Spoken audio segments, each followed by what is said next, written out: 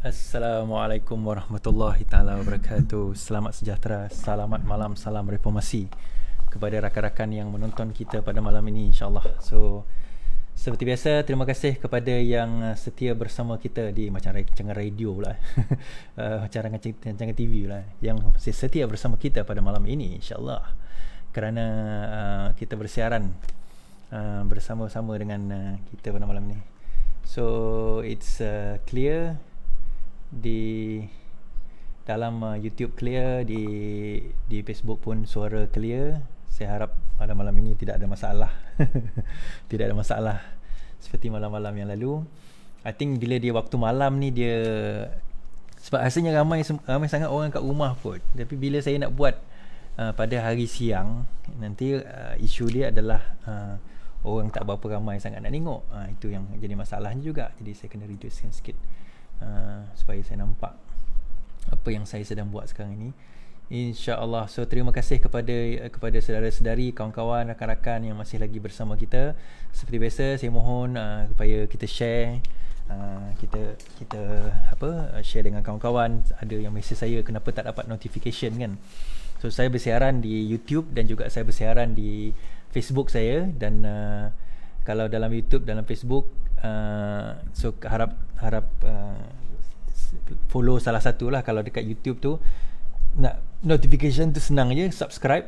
Lepas tu di belah kanan tu dia ada button macam loceng tu, yang tu adalah button kena pilih lah untuk notification. Kalau dekat Facebook pula, klik follow, kemudian dalam following tu ada see first. Jadi bila klik see first tu, maksudnya setiap kali ada notification, maka akan ada orang bagi tahu lah. Bukan orang lah, Facebook yang akan bagi tahu kan. Jadi kita harap kita tetap kekal bersama pada malam ini, insya-Allah. Waalaikumsalam dari Puncak Alam, line clear, thank you. Muhammad Razmawi daripada Facebook, daripada YouTube saya. Terima kasih kerana menonton, dan kita terus share lagi. Jadi kita nak terus bersama dengan kawan-kawan supaya kita dapat first hand information apa yang berlaku, keadaan, suasana, dan benda-benda yang kita dapat share bersama lah, insya-Allah. Jadi kita teruskan malam ni live.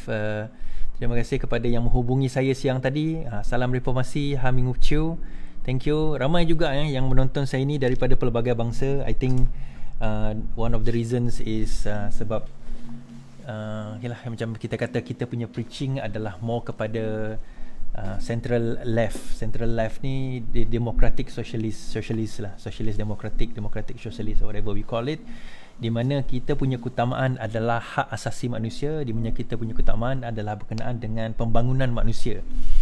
Bukannya kita menidak atau menafikan hak kaum di dalam sesuatu negara tersebut. Kita tidak menafikan hak keistimewaan agama ataupun kaum, tetapi dalam masa yang sama, apa yang kita tekankan adalah hak kepada setiap kaum dalam keadaan hak masing-masing, dalam keadilan yang kita maksudkan. Sebab itu kalau kita tafsirkan perkataan keadilan tu, ada yang mengatakan keadilan ada orang kata keadilan tu maksudnya membahagi sama rata. Bagi saya keadilan tu bukan bagi sama rata, itu orang salah. Keadilan ni ada banyak interpretasi, tapi salah satunya adalah memberikan hak kepada yang berhak. Itu maksud, salah satu maksud keadilan. So memberikan hak kepada yang berhak maksudnya adalah kalau sekiranya seorang itu berhak ke atas perkara tersebut, maka hak itu hendaklah dikembalikan kepada dia, regardless of apa yang orang lain kata, regardless of apa yang berlaku, regardless of apa yang kita rasa sepatutnya orang itu dapat. Dia tidak, hak ini, keadilan ini, sebab tu keadilan ini tidak mengenal kepada kronisme, adik-beradik, tidak mengenal kepada bangsa, tidak mengenal kepada agama, dia tidak mengenal kepada semua itu semua. Yang dia kenal adalah bila sesuatu itu pada hak, maka hak itu hendak dikembalikan kepada yang berhak. Itulah keadilan yang kita selalu bawa, yang kita selalu war-warkan, yang kita selalu canang-canangkan bersama dengan kita. Saya suka pakai benda ni, so saya boleh tarik ke hulu ke hilir. So saya tak nak dekat sangat dengan saya punya punya mikrofon, webcam ni. So hari ni saya pakai laptop punya webcam. Selalu saya pakai phone punya webcam. Hari ni kita pakai laptop punya webcam.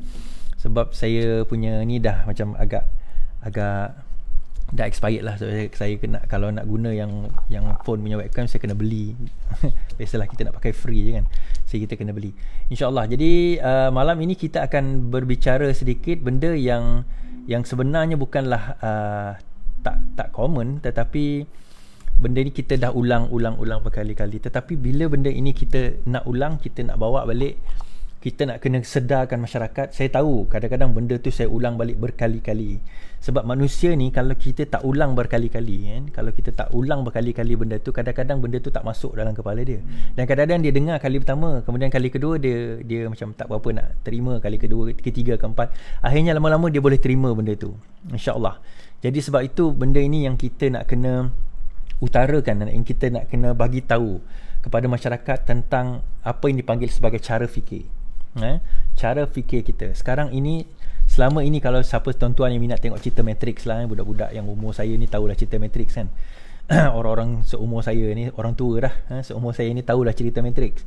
Cerita Matrix ni basically dia memberi satu gambaran, satu fantasi berkenaan dengan the blue pill dengan the red pill kan. Saya tak ingat yang mana satu lah, tetapi salah satu pill tu kalau kamu makan, kamu akan tahu realiti sebenar. Tapi kalau kamu makan satu lagi pil tu, maka kamu akan kembali ke dunia khayalan kamu. And you will go back to sleep and then as if nothing happened. So you choose. Do you want to know reality ataupun you want to know you just nak kembali ke dalam dunia khayalan, dunia ciptaan khayalan kamu. Apa yang berlaku sekarang ini nak atau tidak, suka atau tidak, masyarakat kita selama lebih 60 tahun sejak 1957 di Tanah Melayu dan sejak 1963 di Sabah dan Sarawak, kita selama berpuluh tahun ini dijajah, minda kita dimomokkan, dicipta satu monster, dicipta satu monster. Monster ni macam kira raksasa lah. Kalau zaman orang Melayu dicipta hantu kan, hantu ni macam ni, hantu tu macam tu, diciptakan benda-benda ini untuk menakut-nakutkan orang kan. Saya bukan kata setan itu tidak wujud, jin itu tidak wujud, mereka wujud, tetapi hantu dalam bentuk roh mati terbang muncul balik jadi orang yang menghantui kita itu tidak wujud. Dalam Islam tak ada. Yang ada hanya jin, ada syaitan. Itu cerita lain. Tetapi cerita-cerita ini diwujudkan, dibawakan kepada kita untuk tujuan menakut-nakutkan masyarakat Melayu. Itu sebenarnya cerita-cerita ni, the folklore ni adalah menakut-nakutkan masyarakat Melayu. Kalau siapa yang baca sastra-sastra lama, buku sastra-sastra lama, kalau siapa belajar sastra, saya dulu belajar sastra, tapi saya belajar sastra English literature, belajar sastra Inggeris, saya tak belajar sastra Melayu. Tetapi kelas sebelah dia belajar sastra Melayu. So saya minat tengok sastra Melayu, dan dalam buku sastra Melayu kalau kita baca, saya tak ingat buku yang mana, diceritakan dalam itu berkenaan dengan raja dia ni, dada dia 7 hasta. Satu hasta ni satu depa, ini satu hasta macam ni kot, ini satu elak ke, saya tak ingat dah kiraan tu. Tetapi 7 hasta, bayangkan 7, daripada mulutnya boleh dikeluarkan api kan, daripada sinar matanya kalau ditenung makan boleh mati. So, pada masa itu penglipur lara ini menceritakan tentang raja-raja pada masa itu, seolah-olah raja-raja ni sudah tahap macam dewa. Jadi rakyat pada masa itu dimomokkan dengan ketakutan supaya mereka sentiasa taat kepada raja, kepada sultan tu. Timbul istilah ketulahan, daulat umpamanya. Kalau sekiranya kita tak melakukan sesuatu, maka kita akan ditimpa tulah. So benda-benda itu diceritakan daripada mulut ke mulut sehingga rakyat percaya dan timbul satu perkataan sebagai ketakutan. Now, term ini kalau dalam politik dinamakan sebagai fear mongering. Fear mongering ni adalah satu keadaan dalam psikologi, kalau kita tengok, satu keadaan di mana kita ceritakan sesuatu kepada seseorang ataupun satu masyarakat sehingga mereka menjadi takut, dan tidak mereka akan kembali kepada kita untuk mendapatkan perlindungan. So kita orang-orang macam ni, dia akan kata, oh, ada satu monster, ada satu raksasa dekat luar sana, ada satu makhluk kat luar sana yang akan menghancurkan kamu. Kalau sekiranya kamu tak ikut kami, maka kamu akan hancur. So diulang benda ni bertahun-tahun dalam TV, dalam radio, dalam drama, dalam cerita, dalam ceramah mereka, dalam dia punya perhimpunan, dalam kata-kata seharian, sehingganya bila benda ini disebut, dia jadi satu benda yang benar. Now ada seorang ni berkata kan, ada seseorang ni berkata, saya tak boleh sebut nama dia. Kalau saya sebut nama dia, saya kena ban dekat Facebook ni. Dia berkata apa? If you want to lie big, if you want to lie, lie big. If you lie big, people will believe you. Kalau kita nak berbohong, bohong secara besar, orang akan percaya. So bila kita dah berjaya fear mongering, and then juga kita dah berjaya membodohkan minda rakyat ini, selepas itu is just a matter of tanamkan apa yang kita nak tanamkan. Brainwashing ini, kaedah untuk brainwashing ini adalah kaedah di mana dia akan ceritakan apa sahaja sehingga rakyat rasa macam lepas itu apa sahaja berita, ceritalah apa pun. Anwar Ibrahim lewat, percaya. Anwar Ibrahim ni kaki perempuan, percaya. Parti Keadilan ni adalah parti apa orang kata, parti yang bersekududukan atau parti CIA, percaya. Parti Keadilan ni adalah parti yang Freemason, orang percaya. Parti ni adalah parti sekular yang akan mengharamkan Islam, orang percaya. DAP ni adalah parti yang akan menghancurkan semua orang Melayu, orang percaya. DAP adalah parti yang akan mengkristenkan semua orang Islam, orang percaya. So even though benda itu terlalu far-fetched, terlalu pelik, terlalu cerita itu terlalu orang kata apa, permainan yang macam seolah tak mungkinlah benda itu berlaku. Tetapi disebabkan oleh kita dah di brainwash yang selama berpuluh tahun, orang kiri kanan kita dok cerita benda yang sama, lama-lama kita percaya dengan benda tersebut. Sebab itu saya kata macam ni. Kalau tuan-tuan tak percaya, tuan-tuan boleh try eksperimen ya. Tuan-tuan boleh try berpakat dengan, katalah tuan-tuan ada anak yang besar, diri tuan-tuan ataupun puan pilih salah seorang, cuba berpakat. Ini psikologi, ini bukan saya cakap, ini psikologis cakap. Berpakat dengan 4, 5, 6 orang, anak beranak ke, adik-beradik ke. Kemudian satu hari katakanlah kita nak kenakan isteri kita, kita bangun pagi, kita dapat pakat dengan anak-anak ni, kita cakap dengan dia, kita jumpa dia, yang pasal muka awak ni macam pucat je, awak sakit ke? Padahal dia ni tak sakit ni. Kemudian dia kata, tak adalah bang, saya tak sakit lah. Kemudian bila dia terjumpa anak dia pun cakap benda sama. Ma, kenapa mama punya muka ni macam pucat je, mama sakit ke? Mana dah bapak kau pun cakap macam tu, mana dah mama sakit lah. Orang ketiga, orang keempat, orang kelima, akhirnya bila dia jumpa orang keenam, walaupun diri dia sihat, tapi kemudian dia rasa, lah aku ni rasa macam sakit lah, aku rasa macam aku sakit lah, sebab orang duk cakap dia, engkau sakit, dia rasa, diri dia rasa macam dia sakit. So benda ini adalah negative effect. The positive effect dipanggil placebo effect. Placebo ni adalah di mana is a positive effect. Dan kadang-kadang orang tu dia placebo ni positif negatif boleh. Kalau kita tengok orang yang pergi ke klinik atau hospital tu, 80% mereka tak sakit pun. It's a matter of psychology sebenarnya. It's a matter of psychology. Jadi kalau kita faham benda itu, benda ini, kalau kita memahami psikologi ini, dia adaptasikan dalam kaedah manusia, kaedah pembuatan manusia lah. Bila manusia itu diceritakan, DAP itu jahat. Sehari, 2 hari, sebulan, 2 bulan, setahun, 2 tahun, 10 tahun, 50 tahun, akhirnya dia jadi jahat. Dia bermain macam tu. PKR ni sekular. PKR ni parti Freemason. Akhirnya dia jadi macam tu. Anwar Ibrahim liwat. Akhirnya jadi macam tu. Orang percaya dia jadi macam tu. Jadi mentaliti sebegini, dia hanya dan selepas itu, bila dah mudah sangat percaya ni, kalau kita baca, macam saya dah posting dekat saya punya Facebook tadi, akhirnya orang yang mengikuti mereka, orang yang bersama dengan mereka, orang yang percaya dengan mereka ni, mentaliti dia adalah mentaliti yang macam robot. Dia ingat dia boleh berfikir, tapi sebenarnya mereka tak boleh berfikir. Mereka sebenarnya berada dalam situasi di mana mereka merasakan mereka boleh berfikir, tetapi sebenarnya apa yang mereka fikirkan itu bukan datang daripada buah fikiran mereka, tetapi daripada apa yang ditanamkan dalam fikiran mereka. Itu yang berlaku selama ini, bertahun-tahun itu yang berlaku. So ditanam benda itu di dalam minda, ditanam di dalam minda, akhirnya dia percaya.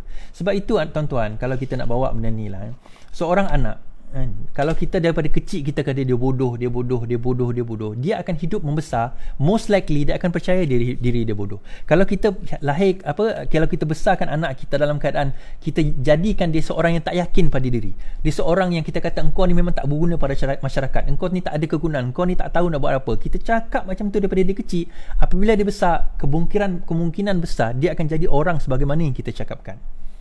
Sebab benda ni adalah psikologi. Sama juga dengan masyarakat kita. Kalau kita cakapkan suatu A itu sebagai B, putih itu sebagai hitam, hitam itu sebagai putih, lama-lama masyarakat kita akan termakan. Dan akhirnya dia jadi macam tu, dia macam jadi satu cerita. Kenapa kau tak suka orang tu? Aku tak suka dia sebab orang cakap semua dia jahat. Tapi pernah tak kita cuba mengkaji dan bertanya dan berkaji, jumpa, kita berbincang, betul ke dia jahat sebagaimana yang kita katakan dia jahat? Orang katakan dia jahat. Betul ke dia sebagaimana yang kita katakan dia sebagaimana itu? Kan? Sebagaimana itu. Now, saya nak bagi satu contoh yang paling mudah. Okey. Okey, saya nak bagi satu contoh yang paling mudah, iaitu ni. Okey.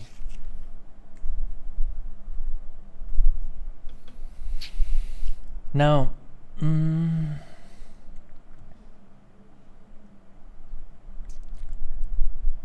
apakah ini? Ini dipanggil MCA. Kita tahu parti MCA. Okey.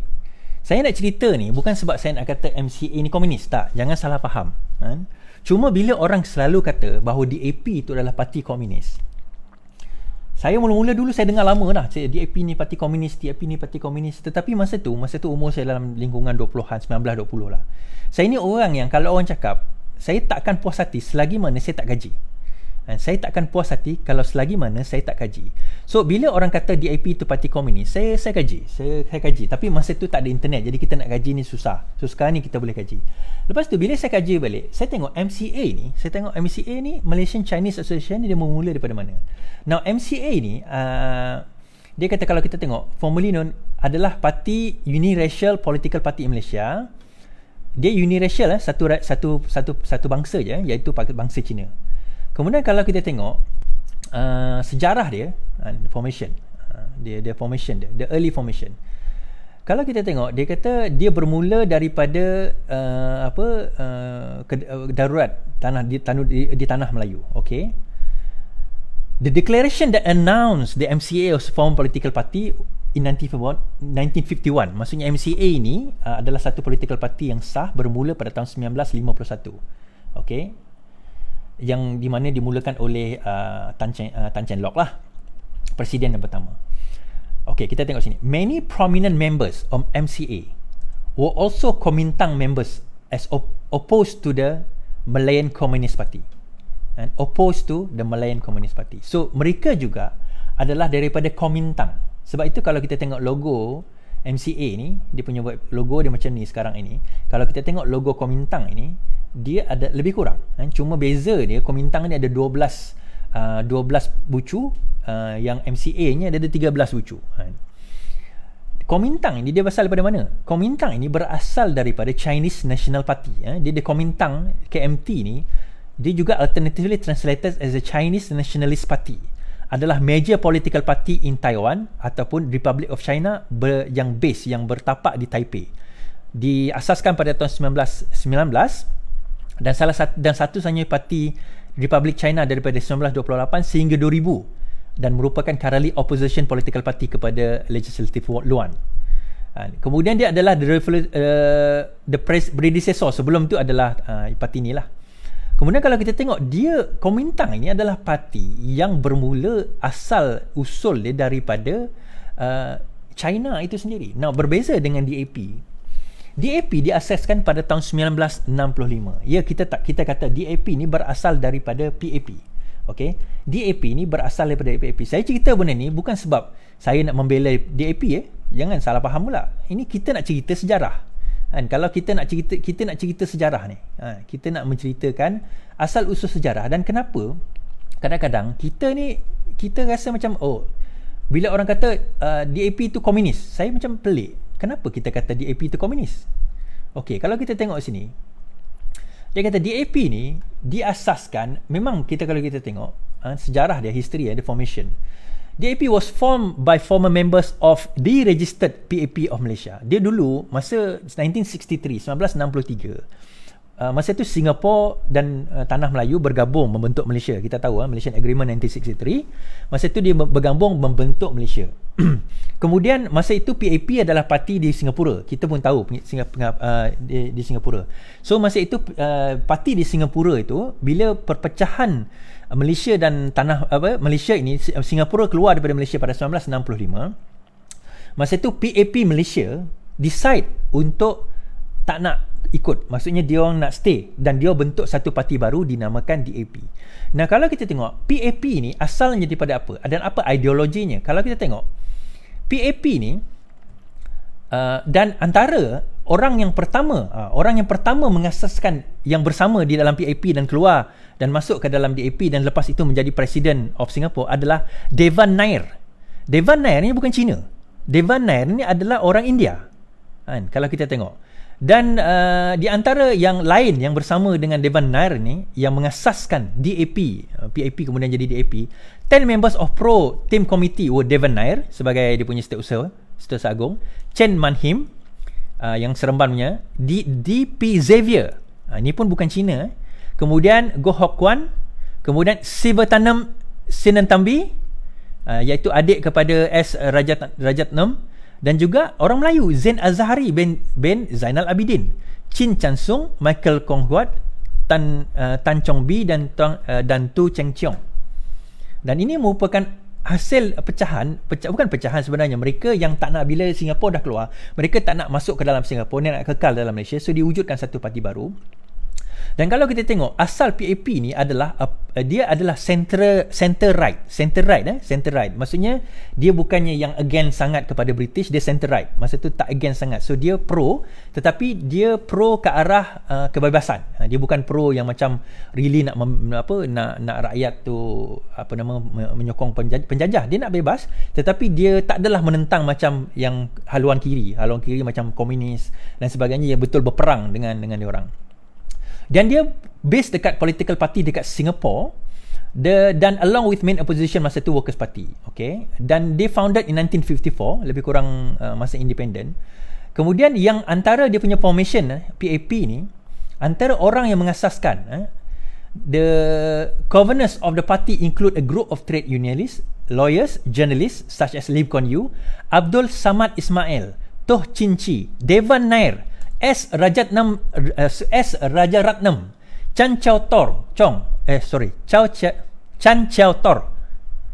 Fong Swee Suan, Tan Wee Kiang dan Tan Wee Tiong. Dia di-lead oleh, maksudnya kalau kita tengok, it's not really macam MCA tadi. Memang jelas dia adalah uni race party. Uni race party ni maksudnya dia adalah parti yang satu bangsa. Berbanding dengan DAP ni, dia bukan parti satu bangsa. Jadi kalau kita kata MCA ni adalah lebih dekat dengan Kuomintang itu, maka itu sebenarnya kalau kita, saya tak kata MCA ni komunis, tak, jangan anggap saya cakap macam tu. Tetapi kalau kita nak bermain dengan sentimen komunis ini, MCA itu lebih dekat ke arah itu berbanding dengan DAP. Jadi kalau kita nak main sentimen DAP parti komunis pun tak, parti komunis lagi tak betul. Kedua, DAP parti Cina pun tak betul. Betul, dia majoriti, kebanyakan orang dalam itu adalah orang Cina, tetapi tidak ada dalam perlembagaan DAP kata bahawa dia adalah uni racial party. Dia adalah parti uniracial sebagaimana MCA. MCA jelas, dah nama pun MCA, Malaysian Chinese Association. Kan? MCA dah jelas Malaysian Chinese Association punya parti. Memang dah jelas dekat situ Chinese Association. Tetapi DAP tak pernah. Namun begitu, kenapa orang asyik balik-balik kadam DAP? Bila disebut kadam DAP, maksudnya dia kata engkau kadam Cina. Engkau kadam Cina. Saya nak kata, saya nak marah macam mana? Bukan saya kata saya marah saya jadi kadam. Tak. Saya kadam Allah SWT, itu je. Dan saya tak boleh nak marah orang Cina sebab saya Cina. Malah ni saya cerita. Saya ni keturunan Cina. Nak buat macam mana? Atuk saya dekat rumah tu orang Cina. Memang Cina. Memang orang Cina yang China, daripada China datang. Tuan-tuan nak kata macam mana? Saya nak marah orang Cina. Kenapa saya nak kena marah orang Cina? Sebab atuk saya tak pernah minta dilahirkan dalam keluarga Cina. Tetapi Allah SWT lahirkan dia dalam keluarga Cina. Saya nak cakap macam mana? Nenek saya Cina, atuk saya Cina. Saya nak kata macam mana? Cuma saya tak pandai cakap Cina lah. Itu je. Tapi saya tak boleh deny keturunan saya. Saya tak boleh nak buang, saya tak boleh nak kikis, saya tak boleh nak buang daripada genetik saya bahawa saya ini keturunan Cina. Saya ada keturunan Cina. Saya ada keluarga lagi dekat China dan ada antara sepupu sepapat, mungkin 2, 3, 4 pupu dah. Masih lagi Cina di Sarawak, di Kuching ni. Masih ada. Tapi kita nak buang hakikat tu macam mana? Yelah, dalam IC saya kata saya ni Islam, saya Melayu. Saya tak menafikan benda tersebut. Tapi saya nak bagi tahu, saya tak boleh buang hakikat saya ni bukannya pure Melayu, dan saya rasa 90% kita pun tak boleh nak claim kita ni pure Melayu. Melayu ni apa? Hanya kerana kita lahir Islam, kita terus jadi Melayu. Bila matinya kita nanti, Allah SWT tak akan tanya kita ni bangsa apa. Allah tak akan tanya. Allah akan tanya apa amalan kita, itu je. Itu saya kata malam ini, kenapa tujuan saya nak ceritakan benda ini. This is what we call satu brainwashing yang berjaya dilakukan oleh penjajah, yang dilakukan oleh UMNO. Tujuan dia tidak lain tidak bukan adalah untuk kita nak, untuk mereka terus menerus menguasai negara kita. Enough is enough. Dia macam ni, kalau dia nak jadi diktator yang berjaya, seorang penguasa yang berjaya, salah satu cara adalah rakyat mesti jangan bijak. Dua perkara kena buat dengan rakyat. Teruskan mereka kekal bodoh, teruskan mereka kekal miskin. Bila mereka kekal miskin, mereka akan sentiasa bergantung kepada kita. Mereka kekal bodoh, mereka akan percaya kepada apa yang kita cakapkan. Now, jangan keliru di antara kekal bodoh dengan jadi bodoh. Bodoh itu bukan bermaksud tak ada ilmu. Kita mungkin ada PhD, ada master, ada double degree, ada 3 master, 4 PhD, whatever. Tetapi the moment kita percaya kepada momokkan tanpa kita sendiri sanggup mengkaji momokkan tersebut, the moment itu kita adalah bodoh dalam isu itu. Saya tak kata kita bodoh dalam semua perkara. Mungkin anda seorang genius, anda punya IQ mungkin 140, 150 sekalipun. Tapi the moment anda percaya kepada satu benda yang tak betul, maka itu adalah momokkan, itu menyebabkan anda jadi seorang yang bodoh dalam situasi itu. Saya bagi contoh paling utama, mimpi. Semua orang, tidak ada khilaf ulama mengatakan bahawa mimpi itu tidak boleh dijadikan hujah di dalam agama. Mimpi tidak boleh dijadikan hujah di dalam agama. Tak boleh kita, seorang ulama tiba-tiba dibangun, dia kata aku bermimpi tadi bahawa sembahyang itu sudah tidak diwajibkan. Tak boleh dia cakap itu, kemudian dia kata tak perlulah kita sembahyang. Tak ada. Nabi SAW bila baginda sudah wafat, maka itu terputusnya wahyu dan tidak ada lagi hukum hakam yang baru. Mimpi boleh jadi mainan tidur, boleh jadi satu anugerah kepada kita untuk memberi hati kita tenang. Boleh juga mimpi itu adalah satu alamat, tetapi ia adalah untuk kita. Now, isunya adalah setengah orang ini, dia kata dia bermimpi berjumpa dengan Rasulullah. Bila dia kata dia bermimpi dengan jumpa dengan Rasulullah, dia kata pengikut-pengikut dia percaya dia bermimpi berjumpa Rasulullah. Lepas tu apa saja yang dikatakan kepada dia itu seolah-olah wahyu. Seolah-olah wahyu. Now, kita ada persoalan kepada itu. Kita tahu hadis berkenaan sahabat bermimpi berjumpa Rasulullah, kemudian Rasulullah kata yang kamu jumpa di dalam mimpi itu betul, itu adalah aku, itu bukan syaitan, kerana syaitan tidak boleh menyerupai aku. Betul, kita terima hadis itu. Namun persoalan dia, sahabat nampak dan pernah jumpa Rasulullah, dia tahu macam mana rupa bentuk tubuh Rasulullah. Isunya adalah orang zaman sekarang ini, macam mana kita nak tahu itu Rasulullah? Macam mana kita nak tahu yang jumpa kita itu adalah Rasulullah? Berkemungkinan syaitan menyerupai seorang lelaki Arab datang jumpa kita di dalam mimpi, menceritakan kita kepada sesuatu untuk kita membuat sesuatu perkara, sehingga kita menganggap bahawa itu adalah Rasulullah. Itu membawa kerosakan. Itu yang pertama. Kedua, mereka yang bermimpi jumpa Rasulullah, kalaupun benar dan ada, dan saya tidak menafikan ada, maka itu adalah untuk dirinya, sebagai anugerah kepada dirinya, bukannya digunakan untuk dia nak mengangkat diri, martabat dan makam dia tinggi daripada orang lain. Tidak ada. Seorang yang bermimpi berjumpa Rasulullah tidak tinggi lagi makam dia berbanding dengan seorang yang tidak pernah bermimpi jumpa Rasulullah. Sebab apa? Allah SWT berkata bahawa, bersabda bahawa yang membezakan kita dengan orang itu tidak lain hanya takwa. Hanya iman, hanya taqwa, hanya amalan kita. Itu je beza. Tak ada dalam sebut tu mimpi.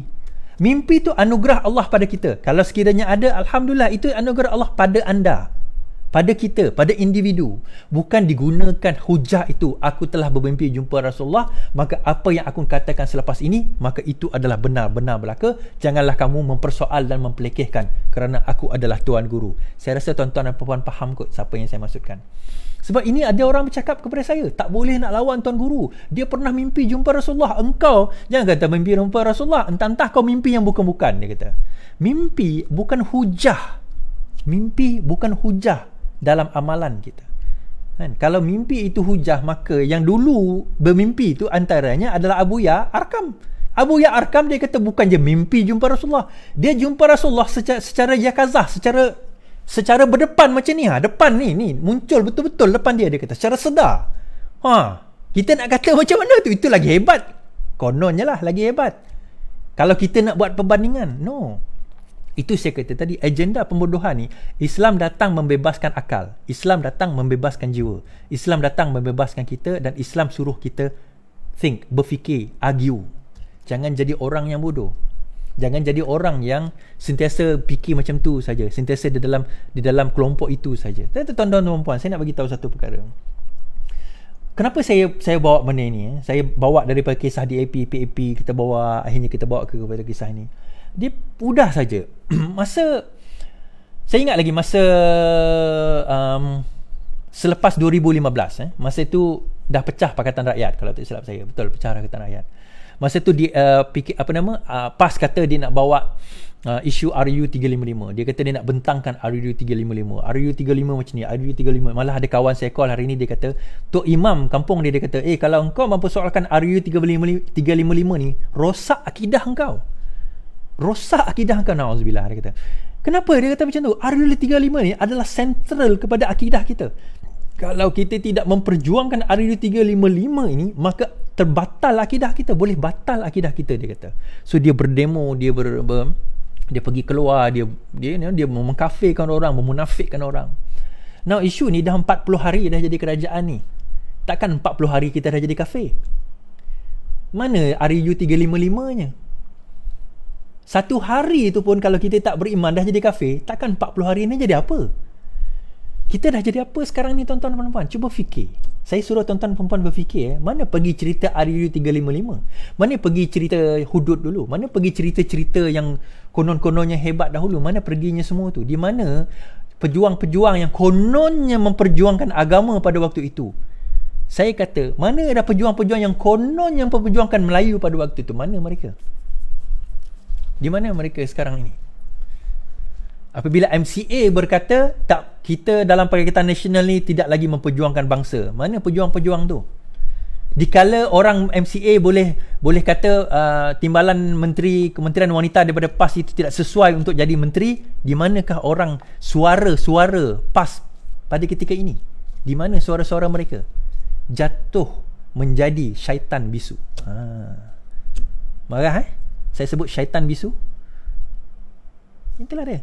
Kamu mensyaitankan orang, kamu mengkafirkan orang. Tetapi kafir dan syaitan itu jatuh kepada orang yang menuduh. Kalau sekiranya orang yang dituduh itu tidak kafir. Ini bukan saya cakap, ini Rasulullah SAW cakap dalam hadis.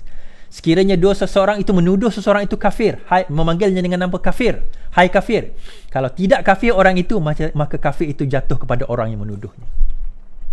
Tuan-tuan dan puan, nak kafir ni jangan main-main. Isu ni jangan kita main-main. Jangan kita mempermain-mainkan benda ni. Sebab itu saya kata, tidak ada istilah parti politik Islam. Tidak ada istilah parti politik Islam. Tidak ada istilah perubatan Islam. Tidak ada istilah perbankan Islam. Tak ada istilah tu. Kita ada istilah politik berlandaskan Islam. Bank berpandukan Islam. Kita ada perubatan berteras, ataupun bukan berteras tetapi melihat kepada batasan-batasan Islam. Kita ada benda tu semua. Kita tak menafikan. Semua benda dekat hidupan ini kita ada batasannya. Namun begitu batasan ni Allah bagi dalam bentuk yang umum dan limited. Dia bentuk umum dan limited. Selain daripada itu adalah untuk kita beristihad, untuk kita berfikir, untuk kita mengkaji, untuk kita menentukan, untuk kita menyusun, untuk kita membentuk mengikut acuan sebagaimana yang kita hendak, mengikut keadaan, masa, tempat, situasi, adat tempat tersebut. Itu keindahan Islam ni. Islam itu indahnya adalah dia fleksibel. Islam dekat tanah Melayu beza dekat Islam dekat China, berbeza dengan Islam dekat India, berbeza dengan Islam dekat UK, berbeza dengan Islam dekat Rusia, berbeza dengan Islam dekat Filipina, mungkin dekat New Zealand, mungkin dekat Australia. Berbeza. Mana ada kita Islam kita sama? Takkanlah Islam lain. Tak, Islam berbeza. Fundamental Islam itu sama. Sembahyang, percaya pada Allah, zakat, puasa, rukun 5, rukun iman, rukun Islam, rukun iman tu sama. Al-Quran dan semuanya itu kita sama. Tetapi cara kita, pakaian kita, paling mudah pakaian kita di Malaysia lain daripada pakaian orang China. Makanan kita di Malaysia lain daripada makanan orang China. Tetapi kita tak boleh kata China tu salah, kita ni betul. Kita tak boleh kata Arab tu betul, kita pun salah. Tak boleh. Kita tak boleh makan makanan orang Arab. Sebab kita Melayu. Islam tidak pernah datang dalam satu bangsa, dalam satu negara untuk memansuhkan adat dia. Islam hanya membetulkan apa adat yang salah. Selain daripada itu, selagi mana ia tidak salah, maka dia boleh dilakukan. Apa tuan-tuan ingat songkok tu datang daripada Arab ke? Songkok itu datang daripada Pakistan. Daripada India. Belah Pakistan. Mana songkok itu datang daripada Arab? Kan? Kalau kita tengok kopiah tu pun ada yang mempertikaikan. Banyaklah salo-galo kan. Ada yang kata daripada sini, daripada situ. Tapi kalau kita tengok Jawa punya topi tu pun kita tahu dia dah macam kopiah dah. Well, adalah perdebatan kat situ. Tapi saya nak buka minda kita pada malam ini bahawa kadang-kadang yang pakai t-shirt macam ni belum tentu iman dia lagi rendah daripada orang yang pakai jubah pakai serban. Bukan saya nak merendahkan orang pakai jubah pakai serban, tak. Kalau nak pakai, alhamdulillah, nak ikut Rasulullah, teruskan. Dapat pahala dia dekat situ. Namun begitu, bukan tugas kita untuk menghakim orang. Bukan tugas kita untuk menilai orang. Bukan tugas kita untuk menghukum orang. Saya pernah kata syurga kita belum tentu, neraka mereka belum pasti. Syurga kita ni belum tentu, tuan-tuan. Saya kata saya lahir dalam orang Islam. Tuan-tuan pun kata, tuan-tuan mungkin ramai yang melihat ini lahir orang Islam. Tapi syurga kita belum tentu. Siapa boleh jamin dia boleh masuk syurga? Siapa boleh jamin? Kita berdoa kita nak masuk syurga, tapi siapa boleh jamin? Dan mereka yang kita kata masuk neraka ni, kita pun tak tahu. Jadi kalau kita dah tak tahu, kenapa kita sampai ke tahap boleh menghukum orang? Kalau kita sendiri tak tahu nasib kita sendiri, kenapa kita sampai ke tahap boleh menghukum orang lain? Itu yang saya nak bawakan malam ini. Saya nak ceritakan malam ini. Amanat yang dibawakan itu untuk hukum orang lain. Yes, kita ada panduan untuk kita menelusuri hidup ini. Ikut panduan tersebut. Tetapi jangan kita guna panduan itu sebagai kayu pemukul untuk kita nak pukul orang lain. Sebagai untuk kita nak pelangkong kepala orang lain. Kita nak berhujah dengan mereka, kita berhujah dengan mereka. Tak ada masalah. Tetapi kalau mereka tak sanggup, tak nak terima hujah kita, bukan tugas kita nak hukum dia. Tugas kita doakan dia dapat hidayah. Itu saja. Kan? Even Nabi SAW sendiri pun bukan ditugaskan untuk dia nak pergi menghukum manusia. Dan juga kalau diberikan, dan bukan tugas baginda untuk memberi hidayah. Itu bukan tugas baginda. Tugas baginda menyampaikan. Hidayah milik Allah Subhanahu Wa Taala. Sebab itu tuan-tuan, kalau kita sedar dan kita faham prinsip ini, kita faham bahawa semua manusia ni boleh salah dan boleh betul. Semua, tok guru, ulama-ulama, siapa pun, kan? Ini Imam Malik pernah kata, setiap manusia itu boleh, kata-katanya boleh diterima atau ditolak, melainkan al-maksum, iaitu Rasulullah SAW. Selain daripada itu, kita boleh terima, kita boleh tolak pendapat dia, kita boleh argue pendapat dia, kita boleh bawa hujah kita. Tak ada. Tidak ada manusia kata tak boleh.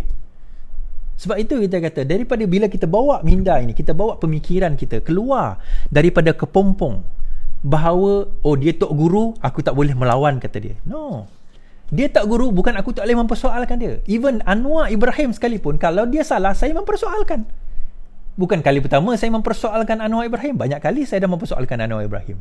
Tetapi saya tak tunjuklah dalam live. Saya akan mempersoalkan, saya jumpa dia. Saya kata, Datuk Seri, saya tak setuju mana ni. Kita tak setuju, kita cakap kita tak setuju. Saya tak setuju dengan tindakan ni. Dia terima atau tidak, itu cerita lain. Yang penting kita argue. Kita bawa hujah kita bawa pendekatan kita. Sebab itu tuan-tuan dan puan, kalau kita tengok balik kepada cerita kita pada malam inilah, kemana hala tuju PAS UMNO dan juga Bersatu ni? Kemana hala tuju mereka sebagai sebuah parti? Kalau kita tengok PAS UMNO Bersatu, mereka adalah parti yang membawa agenda yang sama, membawa agenda Melayu, membawa agenda Islam. Bersatu pun, tuan-tuan bagi tahu saya lah, Bersatu ni apa slogan dia? Saya curious jugalah, Bersatu ni apa slogan dia? Slogan Bersatu parti PPM. Oh, bersatu, beramanah, bermaruah. Wah, united, trustworthy, dignified. Oh. Slogan UMNO. United, loyal in service, bersatu, bersedia berhikmat. Oh, dia punya anthem dia bersatu, bersedia berhikmat. Apa amanah tadi? Bersatu, beramanah, bermaruah. Slogan PAS, beristiqamah hingga kemenangan, ketuhanan Melayu, Islam memimpin. You see, even PAS pun bercakap tentang ketuhanan Melayu. PAS pun bercakap ketuhanan Melayu, UMNO bercakap tentang ketuhanan Melayu, Bersatu bercakap tentang ketuhanan Melayu. Semua bercakap tentang Islam, semua bercakap tentang maruah. Tapi akhirnya kalau dalam pilihan raya nanti, mereka nak lawan siapa? Mereka nak lawan siapa? 2 minggu lepas saya ada buat satu video live sebelum kecoh kisah Azmin nak buka parti baru kan. Hari ini dah mula kecoh dah. Azmin kata nak buat parti baru. Tapi saya dah cakap 2 minggu lepas dah bahawa akan ada satu parti baru diwujudkan. Kan? Parti baru diwujudkan. Saya tahu pasal parti baru ni. Ni nak cerita. Saya tahu pasal parti baru ni sebelum Sheraton lagi. Saya tahu pasal parti baru ni masa Pakatan Harapan lagi tahun 2019. Saya tahu nama parti tu dah, dan parti itu sudah didaftarkan. Betul, dia parti itu sama dengan nama dengan parti On Jaafar, Parti Negara nama dia. Tapi dia bukan parti negara yang lama dulu. Dia parti negara juga, tapi bukan parti negara yang lama dulu. Dia kalau senang, kalau tuan-tuan Google lah parti negara. Dan saya tahu parti itu sudah pun diluluskan, dan parti itu sekarang ini dalam, okey, yang ni saya tak boleh cerita. Tunggu dia dah rasmi nanti. Sebab untuk Azmin nak tubuhkan parti baru, dia ambil masa yang lama. So dia perlu benda ni segera. So sekarang ini parti baru ini sudah pun diluluskan.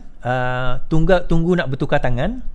Dan yang mengasaskan parti itu pada tahun 2000, saya ingat saya 2017 parti itu. Yes, parti itu ditubuhkan pada tahun 2017.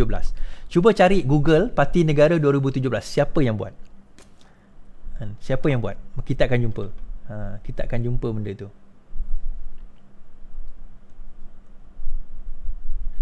Okay, so alright.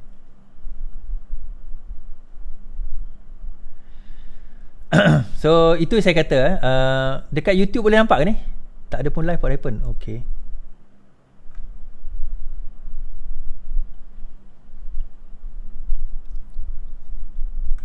Sorry tuan-tuan, saya tu kita live dekat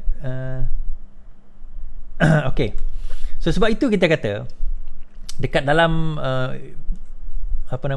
Facebook kita, kalau kita kata, so kalau dia orang nak berlawan ni, dia nak berlawan macam mana? Dia nak bertanding macam mana? Dia nak macam mana sekarang ni? Dalam keadaan sekarang ni macam mana? So kita nak macam mana? Sebab itu dalam apa yang saya nyatakan dalam live ini, saya nak bagi tahu, bila dalam pertandingan 3 penjuru, 4 penjuru, 5 penjuru, whatever, pertandingan itu akan berlaku dalam keadaan di mana tiga parti ni berkemungkinan bertembung. PAS, UMNO, Amanah, PAS, UMNO, Bersatu. Ini kita tolak Pakatan Harapan tepi. Tiga ni akan bertembung. Tetapi kita kena faham sekarang ini percaturan dia, saya tak tahu lagi adakah PAS akan menyertai belah Azmin atau PAS akan kekal bersama dengan sebelah Barisan Nasional. Saya dah ulang balik yang itu. Saya cakap Barisan Nasional tidak bergabung dengan PAS. Dalam Barisan Nasional ada 4 parti. Ada UMNO, MIC, MCA, Gerakan. Tetapi bila PAS datang, PAS tidak bergabung dengan UMNO. Tidak bergabung dengan Barisan Nasional.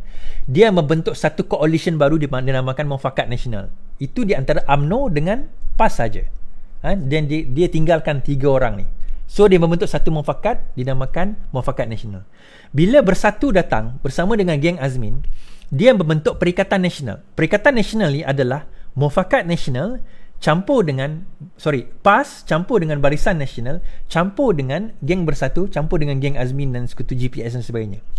So dia membentuk Perikatan Nasional. Namun Perikatan Nasional ini bukannya perikatan yang membawa maksud perikatan yang datang daripada parti-parti ini bergabung. Tidak. UMNO dia sendiri jelas mengatakan bahawa ini adalah a coalition of ahli parlimen, bukannya coalition of parties. So benda ini bila coalition of bukan ahli parlimen, dia coalition parties. Jadi dia membawa kepada suatu natijah bahawa PRU ke-15 nanti ada kemungkinan besar Barisan Nasional akan pergi berlawan dengan parti perikatan ataupun parti gabungan baru yang akan ada diwujudkan nanti. Kecuali kalau saya kata bahawa Hishamuddin berjaya menguasai UMNO. Dan ini apa yang akan berlaku sekarang ini kalau kita tengok dalam Hishamuddin, dia tak ada dalam kedudukan tertinggi pun. Tapi apa yang berlaku kalau sekiranya ini kekal dalam keadaan sekarang ini, kita tahu dalam keadaan sekarang ini, maka kita akan nyatakan satu perkara, iaitu gabungan ini membentuk satu coalition. Kalau sekiranya Hishamuddin berjaya take over UMNO, maka dia akan bergabung dengan perikatan ini, berlaku pertandingan dua penjuru dengan Pakatan Harapan. Tetapi kalau tidak berlaku gabungan ini, Hishamuddin gagal untuk take over UMNO, maka dengan itu kita akan nampak pertandingan tiga penjuru sekali lagi di antara Pakatan Harapan, geng Perikatan Nasional atau apa nama coalition baru, dan juga Barisan Nasional. Dia akan jadi satu pertandingan yang menarik, politik kita akan jadi lebih meriah, maka saya punya live tu akan jadi lebih panjang. Itu saya boleh katakan apa yang akan berlaku. Saya mohon maaf dengan orang yang di dalam YouTube channel, sebab saya bawa perasan dalam YouTube channel tu dia lambat. Apa berlaku. Jadi saya harap benda itu akan kekal, dan insyaAllah daripada situ kita habis kat sini, kita end kat sini. Malam ni agak frustrated sikit sebab ada benda yang saya nak buat tu tak menjadi. Tapi saya harap insyaAllah kita bersiaran dengan lebih baik pada malam esok, dan insyaAllah kita akan terus berusaha membawa kepada yang lebih baik. Kita membawa usaha yang lebih baik, membawa kerajaan yang lebih baik, bawa negara yang lebih baik, dan kita berharap tuan-tuan dan puan-puan faham bahawa apa yang kita nak hadapi sekarang ini insyaAllah adalah negara yang hampir jatuh, tetapi kalau sekiranya kita tidak melakukan apa-apa, dia akan terus jatuh. Tapi kalau kita nak jadi rakyat yang baik, rakyat yang bagus, rakyat yang membawa perubahan kepada negara kita, insya-Allah benda ini kita boleh buat dengan baik, insya-Allah. Jadi itu saja daripada saya. Saya harap bahawa apa-apa kekurangan semua insya-Allah kita inilah, jangan yang bersamalah. Kita akan kekal bersama, kita akan tentang bersama pengkhianatan, dan kita harap bahawa ia tidak membawa kepada satu keadaan yang lebih teruk di dalam negara kita, insyaAllah. So kita doakan kita membawa negara yang lebih baik. Kita nak jadikan Malaysia ni negara yang lebih baik, dan kita mahu negara kita menjadi negara yang lebih baik, insyaAllah. Okay, sekian saja daripada saya. Assalamualaikum warahmatullahi wabarakatuh. Selamat malam, selamat beristirahat, dan selamat ber-MCOO, dan selamat menyambut bulan Ramadan. Hari Jumaat ini insyaAllah 24 hari bulan adalah bulan Ramadan, hari bulan puasa. Semoga puasa ini menjadi puasa yang terbaik buat kita, dan doakan supaya kita cepat habiskan MCO ni dan negara kita diselamatkan daripada sebarang malapetaka, insyaAllah. Assalamualaikum warahmatullahi wabarakatuh. Selamat malam, selamat sejahtera. Reformasi lawan tetap lawan.